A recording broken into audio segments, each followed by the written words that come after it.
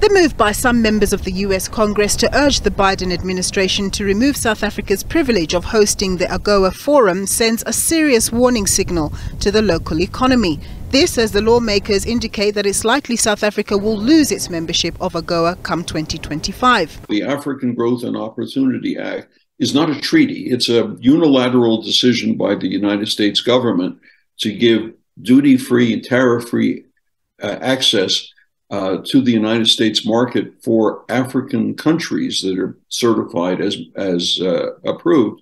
And that means that products like, in this country, products like automobiles, automobile parts,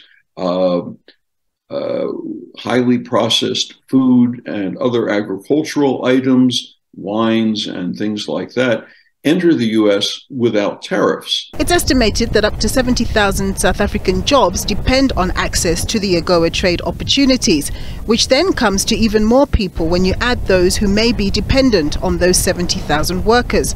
Many sectors could be affected, with the citrus industry in the Western Cape particularly vulnerable should the AGOA deal turn sour. In terms of our exports to the U.S., they've done incredibly well over the last couple of years. In fact, from 2020, when we sent 60,000 tons, they doubled to 112,000 tons last year. So it's really a growing market for us. We only export citrus to the US due to some phytosanitary rules. We only export from the Western Cape and the Northern Cape. So for those regions, it's really important. And it brings in about 1.6 billion rand in revenue. So as you can imagine, it's a big money earner for those growers that export to that market. The South African citrus exporting industry competes directly with South American countries like, for example, Chile and Argentina for the US market. And these countries also enjoy duty-free access to the United States. So if these privileges were removed from the South African exporters, they would immediately become uncompetitive.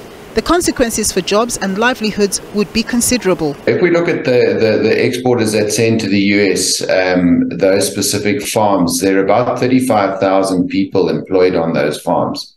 And, you know, although you wouldn't immediately see those farms necessarily shedding jobs, over time that would happen because you would find that growers would find it unsustainable and the returns too low to continue farming citrus, which is a very labor-intensive crop, because you must remember that there's only one way to harvest fruit, and that is to pick it by hand. And there's only one way to pack fruit, and that is to pack it into the boxes by hand. While industry concern is heightened given the latest talk, US lawmakers can only make their appeals. Nothing is set in stone. Importantly, the Congress cannot tell the executive to do this, because carrying out foreign policy is an executive prerogative and an executive function. But it can certainly signal to the White House and the State Department that we really are concerned, we really are disappointed, we're really worried in the way in which the South African government is aligning itself, whether it's by word or deed or both, with Russia. But the US government has already engaged South Africa on its relations with Russia. Just in January, on her official visit to Africa, US Treasury Secretary Janet Yellen warned officials in all the African countries that she visited, including South Africa, that in their relations with Russia, they steer clear of violating US sanctions against Russia in the process.